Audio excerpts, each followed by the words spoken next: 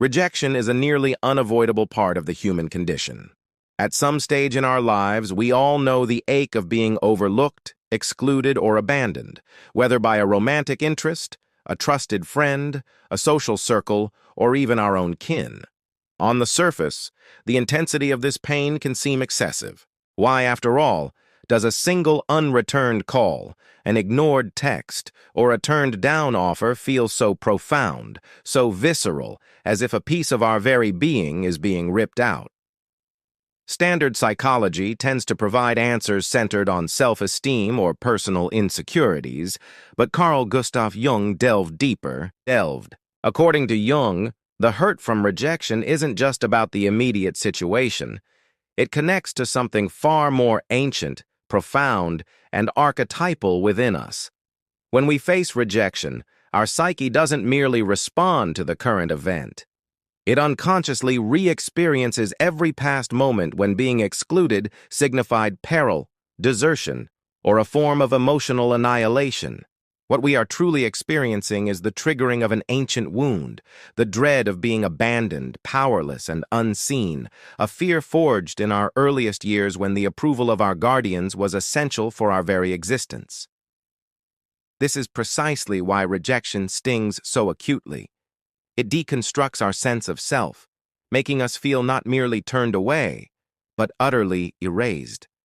Jung identified this pattern as the abandonment complex, a configuration of memories, feelings, and reflexive behaviors embedded deep within the unconscious. These psychic drivers function like hidden software, setting off emotional reactions that lie outside our rational influence. In an instant, it feels as though we are transported back to being the wounded child we once were. Yet there is an even more disturbing layer to this. Jung noticed that individuals who experience the most profound suffering from rejection are frequently those who have built their whole identity upon gaining the approval of others.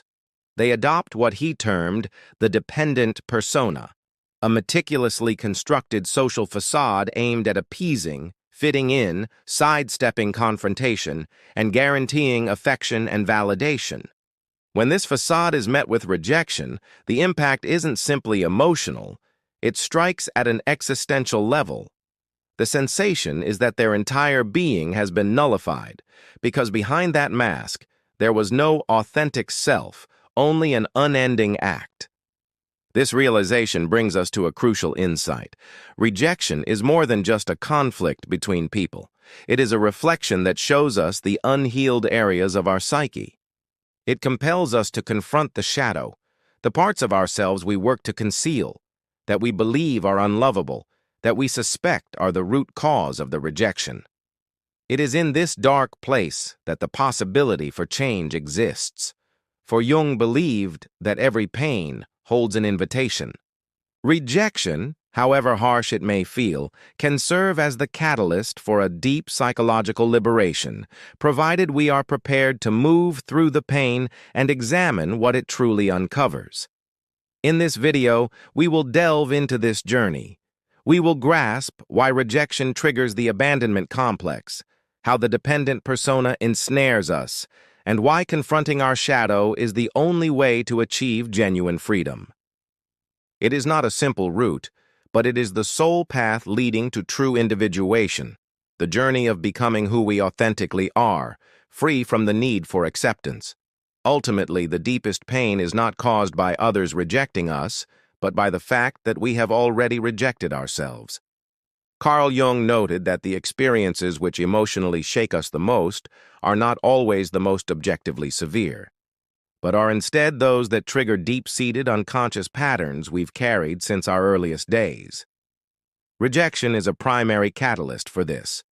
When we are excluded, ignored, or have a connection severed, we aren't just facing a temporary setback. We are being touched by, or even consumed by, a much older psychological force, which Jung termed the abandonment complex. This complex is akin to an unhealed wound. It is created from early experiences of neglect, dismissal, emotional punishment, or abandonment, however subtle, which the child's psyche registered as threats to its existence. For a child, being rejected by caregivers is not just a social issue, but a risk of complete annihilation. Their survival is entirely dependent on others, so any indication of disapproval can feel like a mortal danger. These experiences don't just vanish with time. They retreat into the unconscious, forming an emotional substructure, poised to be activated when adult life presents similar scenarios. Jung referred to this activation as a complex constellation. This means a seemingly minor event, like an unanswered message from someone important, a job loss, or a partner's rejection, can unleash a catastrophic emotional cascade. The emotional reaction feels disproportionate, not due to fragility or immaturity, but because a deeper wound has been struck, one we may not have even known was still there. The most cruel aspect is that once activated, the complex seizes control. It overrides our reason, warps our perceptions, and causes us to react impulsively with desperation, defensiveness, or even in self-sabotaging ways. We might become excessively clingy, aggressive, withdrawn, or emotionally distant. We are no longer engaging with the person before us. We are wrestling with internal phantoms that have been brought to life. Tragically, many people spend their entire lives in this state, frantically trying to prevent new rejections, unaware that they are ensnared in an unconscious cycle. But the abandonment complex doesn't operate in isolation. It is intricately connected to another psychic structure that Jung masterfully deconstructed, the dependent persona. This is the protective layer we place over our wounds, a carefully built mask designed to secure acceptance, approval, and a sense of belonging. And this is precisely what we will explore next. Because to comprehend the pain of rejection, we must first understand the mask we wear to evade it, and the heavy price we pay for doing so. If you find this content valuable, please click the subscribe button and join the channel. Your support is appreciated. To escape the pain of rejection, we employ a sophisticated and often unconscious tactic, the creation of a dependent persona. For Jung, the persona is the social mask we present to the world, a public self tailored to fit the expectations of others. In itself, it isn't negative. It is a necessity for social interaction. The trouble arises when this persona becomes our sole point of identity, smothering the true self and turning the individual into a mere reflection of others' desires. The dependent persona is an amplified, distorted version of this social mask. It stems from the unconscious belief that we will only be accepted, and therefore loved, if we perfectly embody what another person wants. From childhood, we learn to modify our behavior to evade punishment or rejection. A child who is praised for being compliant, for being pleasing, for not causing trouble, absorbs the idea that their value is contingent on being agreeable at all times. Over time, this strategy becomes so ingrained that the person is unaware they are living inauthentically. They evolve into a people pleaser, someone who shuns conflict, adapts to their surroundings, and measures their self-worth by external validation. This persona craves praise, approval, and inclusion, not out of vanity, but from a deep-seated fear that if they cease to be accepted, they will be forgotten, ignored, and cast aside. The tragedy of this construction is that instead of shielding from pain, it magnifies it. When this persona is rejected, the blow doesn't just damage a part of their identity, it shatters the whole thing. If your only mode of existence is to please others, any rejection becomes a complete negation of your being. The pain stems not just from losing the other person, but from the collapse of an identity that was never genuinely your own. An individual like this is lost without the approval of others. Consequently, they exist in a perpetual state of emotional hypervigilance, analyzing every gesture, silence, and expression as a potential threat to their worth. In this framework, rejection is not merely a distressing event. It is an internal implosion, a breakdown that starkly reveals the void lurking behind the mask. But there's something more profound. When the persona starts to break down, as it inevitably does, we are forced to face what we have hidden for so long: our shadow. These are the aspects we find unacceptable, shameful, or unworthy of love, which we have buried in our unconscious.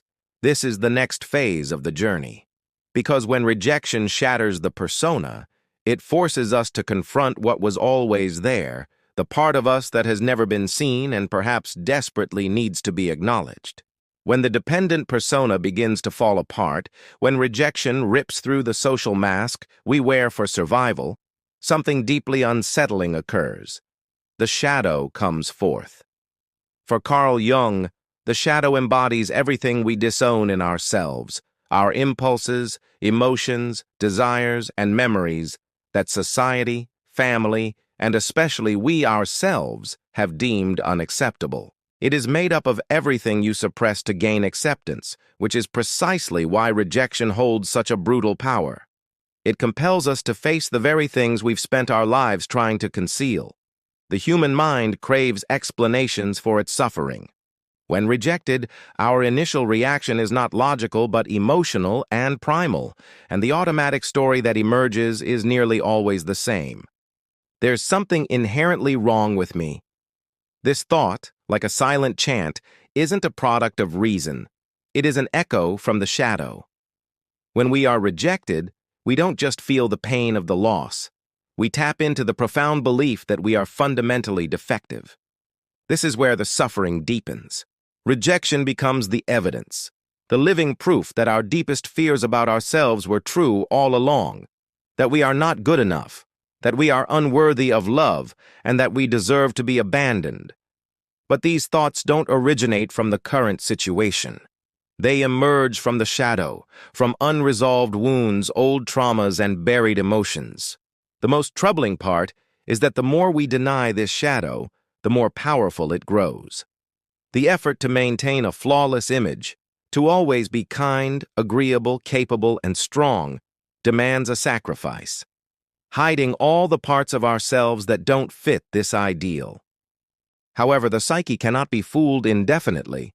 What is repressed will eventually return, and rejection is one of the most powerful triggers for its reemergence. In this moment, reactions can surface that startle us.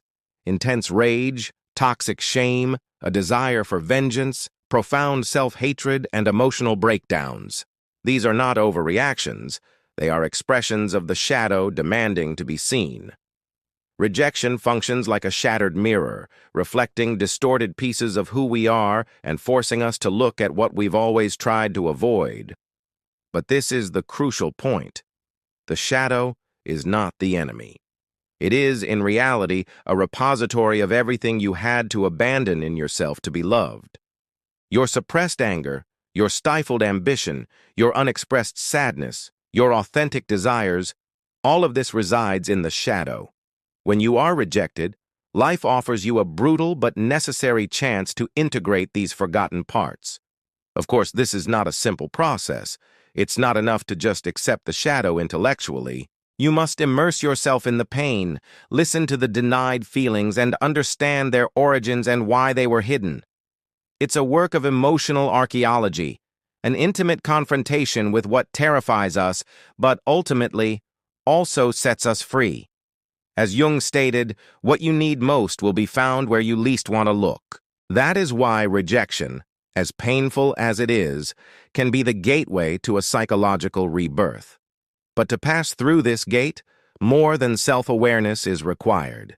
One must develop a new foundation for self-worth, a new inner center that no longer relies on external acceptance. In the next chapter, we'll explore this new path. How rejection, when properly understood, can mark the beginning of the true process of individuation. Because only when we stop begging for validation can we start building a genuine internal authority, one that nobody can take away. From our earliest years, we learn that acceptance is a currency for survival. The child quickly understands that by obeying, smiling, or behaving well, they receive love, attention, and security. But when they displease, express anger, sadness, or their own needs, they are often met with ignorance, punishment, or shame. From this, they conclude that love is conditional on meeting others' expectations. This dynamic gives birth to a potent illusion. the idea that our worth is dependent on external validation. In The Undiscovered Self, Carl Jung powerfully describes how the modern person has been steadily disconnected from their core being and conditioned to live in service to the collective. It is not only family or culture that demands conformity. The very fabric of modern society, with its institutions, norms, and expectations, reduces the individual to a statistic, a consumer, a good citizen, a replaceable part in an impersonal system. In such a world, social validation is not merely a desire, it becomes almost a requirement. The issue is that this relentless pursuit of acceptance is a thirst that can never be quenched. You can receive 1,000 compliments, but a single criticism can shatter your self-esteem. You might be desired one day and feel completely invisible the next. External validation is fickle, inconsistent, and based on factors beyond your control. As long as your identity is anchored to it, you will remain perpetually vulnerable, at the mercy of others' opinions, and in constant fear of rejection.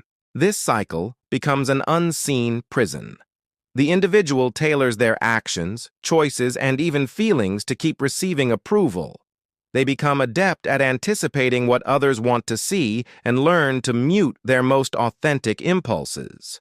When they are inevitably rejected despite their best efforts to please, the blow is devastating. It is not just a rejection of an action, but a rejection of the very identity they so painstakingly constructed. This psychic confinement keeps a person trapped in the mask of the dependent persona. They don't live from who they are, but from who they believe they must be to prevent abandonment. This leads to a quiet exhaustion, a chronic feeling of inadequacy, and a weariness from playing a role that is never truly them. But Jung offered a way out. He believed true liberation begins only when an individual develops what he called internal authority, a sense of worth and identity that originates from within, not without, a solid core that remains steady against the winds of external opinions. This process, however, does not occur instantly. It demands breaking the addiction to approval.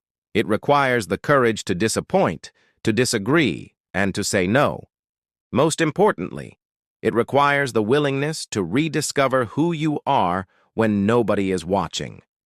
This marks the start of the individuation process, a central concept in Jung's work and the key to genuine emotional freedom.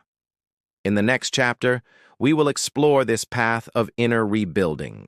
Because only when you cease searching for your worth in the eyes of others can you finally see yourself clearly and discover an identity that cannot be rejected, because it does not depend on anyone else for its existence. If what you are hearing is resonating, you will find immense value in my ebooks. Beyond the Shadow explains Jung's core concepts, while Dialogues with the Unconscious provides a 30-day framework to apply them. Both are available via the link in the pinned comment.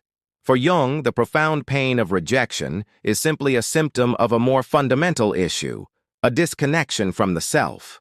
As long as the ego desperately seeks acceptance, value, or validation from outside sources, the individual will continue to live as a shadow of themselves. Genuine healing commences when the process of individuation begins, the journey back to psychic wholeness. This journey is not just one of self-discovery, but a radical shift in how one relates to the world, to others, and, most critically, to oneself.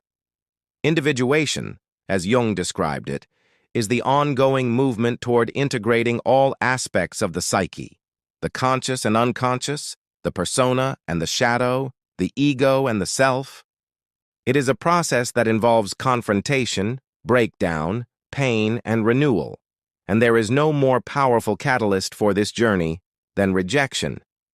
When we are rejected and our ego's structure falters, we are presented with a rare opportunity, the chance to build something new on the ruins of what was never truly stable. On this new path, the individual stops looking outside for their value and starts cultivating what Jung termed internal authority. This involves developing one's own emotional compass.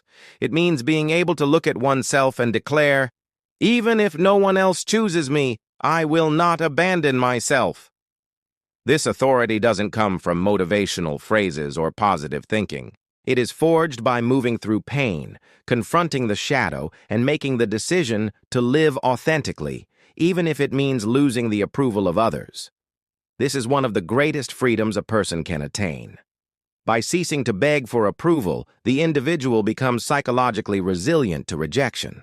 They do not become emotionless, cold, indifferent, or arrogant. Instead, the pain no longer shatters them. It does not define them or seize control of their identity, because something within them remains firm, even when everything outside is in turmoil.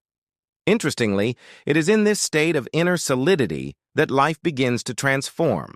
When you stop bartering your self-worth, people notice. Your presence shifts. You radiate something rare, something that cannot be bought, taught, or faked: integrity. This attracts more authentic, profound, and aligned relationships. Ironically, by becoming resilient to rejection, you start to encounter it less, because you no longer operate from a frequency of lack, neediness, or compulsive pleasing. But this path holds something even deeper. Individuation is not merely about freeing oneself from the fear of rejection. It's about discovering who you genuinely are, beneath all the roles, traumas, and conditioning.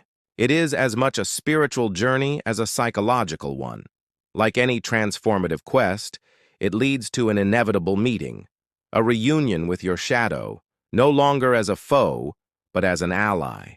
In the next chapter, we will explore the culmination of this transformation: how true emotional freedom is only realized when you integrate your shadow, and how this often dreaded act becomes the very foundation of your inner strength. To reject the shadow is to stay fragmented. To integrate it is to finally become whole. Throughout his work, Jung emphasized that the process of individuation remains incomplete until the shadow is integrated. The shadow is the final gatekeeper between who you are and who you could become. True emotional freedom is impossible without this confrontation. As long as you continue to fear, deny, or project the repressed parts of yourself, you will stay susceptible to rejection, manipulation, and internal breakdown. Integrating the shadow is the most radical act of self-compassion and the most profound gesture of psychic maturity one can undertake. But what does integrating the shadow mean in practice? It means confronting everything you were taught to hide. The anger you suppressed to be liked, the ambition you quieted to seem selfless, the desires you labeled immoral, the thoughts that brought you shame, and the emotions you never let yourself feel. To integrate is to acknowledge that all of this is part of you, and far from being something to be eradicated, it is a potent source of vital energy. The shadow's goal isn't to destroy you. It wants to be acknowledged and included. When you consciously recognize it, it loses its destructive force and becomes creative potential. Repressed anger transforms into assertiveness. Denied sadness becomes empathy. Envy points to unrecognized desires. The arrogance you project onto others reveals a potential for self-confidence you abandoned. Nearly everything you judge most severely in others is a part of yourself asking to be reclaimed. Jung said that one does not become enlightened by imagining figures of light, but by making the darkness conscious. This is precisely it. The freedom you seek lies not in becoming perfect, but in becoming whole. When you integrate your shadow, external rejection no longer has the power to confirm your negative self-beliefs. You already know your flaws, your wounds, and your contradictions, and yet you choose to stand by yourself. You become unshakable, not because you don't feel pain, but because nothing you feel can make you hate yourself. This is the final stage of the journey and the beginning of a new psychic existence. A life where you don't plead for love, but offer your presence. A life where you don't react automatically to abandonment, but observe, understand, and choose your response. A life where you no longer try to fit a mold because you have become your own center. Rejection is not the end. It is a summons. A harsh invitation, yes, but an absolutely essential one for you to stop running from yourself and finally embrace the totality of your being. Others might leave you, and the world might overlook you, but if you are whole, none of that can break you. Now, consider this. Which part of your shadow have you been avoiding? Share your thoughts below. Pass this video on to someone who needs to hear it. And if this message resonated with you, subscribe to the channel. There is much more to uncover. Before you leave, watch the next video. It is a vital part of continuing this journey. Awakening is not a single event, it is a process, and you have just taken another step.